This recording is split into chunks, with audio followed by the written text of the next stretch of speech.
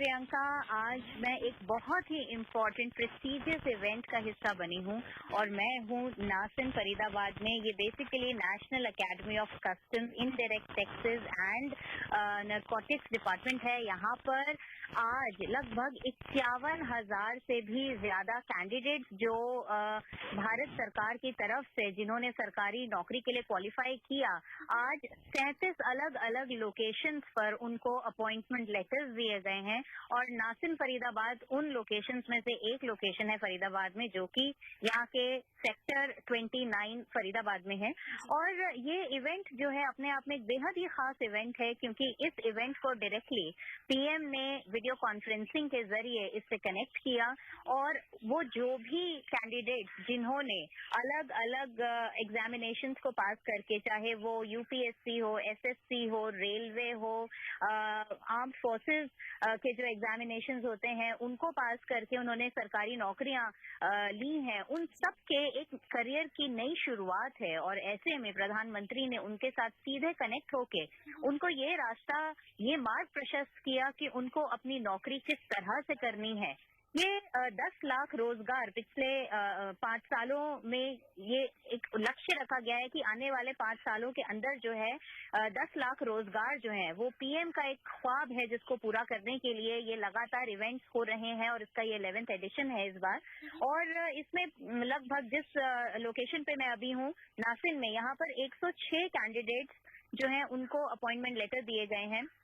और ये जो इवेंट है, ये इवेंट बहुत खास इसलिए भी था क्योंकि वो सभी लोग जो अलग अलग लोकेशन से यहाँ जुड़े, इस इवेंट से जुड़े और सीधे हमारे प्रधानमंत्री से मिले, उनका संदेश डायरेक्टली उन तक पहुंचा कि आप अपने करियर की शुरुआत कर रहे हैं, तो ऐसे में आपको अपनी सरकारी नौकरी किस तरह से करनी है, किन चीजों का ध्यान रखना है। और साथ में प्रधानमंत्री ने उनसे एक प्रतिबद्धता के लिए भी गुजारिश की है कि आप अपने इस पूरे आगे के करियर में ये बात ध्यान रखिएगा कि पिछले 20 से 25 सालों में जब आप सरकारी नौकरी में नहीं थे, तब आपने सरकारी नौकरी में अगर कहीं कोई कॉम्प्लिकेशन झेलिए डिपार्टमेंट्स में सरकारी एम्प्लॉयज की वजह से, तो आज आपको ये प्रण लेना है कि अपने आगे के पूरे करियर में आप जिंदगी में उस तरह का कुछ भी अपने सरकारी नौकरी के टेन्योर में किसी के साथ कभी नहीं करेंगे। और प्रधानमंत्री ने ये भी कहा कि आप हर दिन ग्रो कीजिए, हर दिन कुछ कुछ नया सीखते जाइए, तभी आप अपनी जिंदगी में आगे बढ़ेंगे।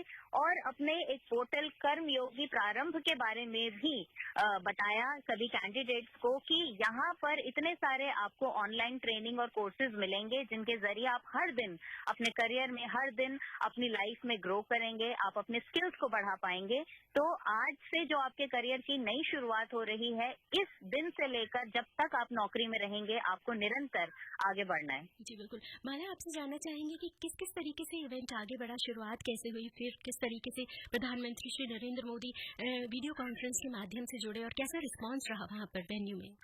रिस्पांस बहुत जबरदस्त रहा। और अगर हम ये रोजगार के बारे में अगर हम बात करेंगे, इस इवेंट के बारे में बात करेंगे, तो लगभग 33% विमेन कैंडिडेट्स को सरकारी नौकरियां मिली हैं। और इसके जरिए जो है महिलाओं के उत्थान की बातचीत भी हुई। और शुरुआत जब हमारे इवेंट की हुई तो स्टेट के मिनिस्टर्स भी इस इवेंट का हिस्सा थे।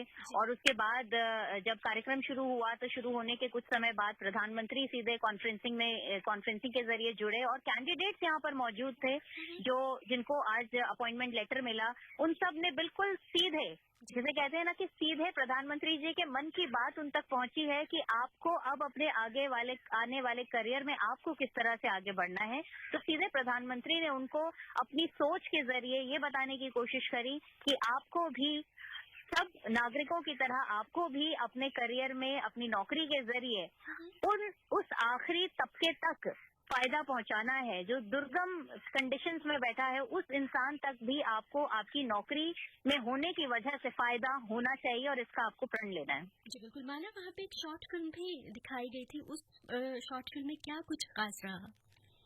बेसिकली यही कि आपको किस तरीके से अपना कार्यक्रम बढ़ाना है, किस तरह से, और ये जो पूरा प्रोग्राम है, ये प्रोग्राम क्या है और इसके जरिए किस तरह से देश की प्रगति और उत्थान के प्रति संभावनाएं व्यक्त की गई हैं और इससे किस तरह से हमारा देश एक विकसित भारत की तरफ आगे बढ़ेगा।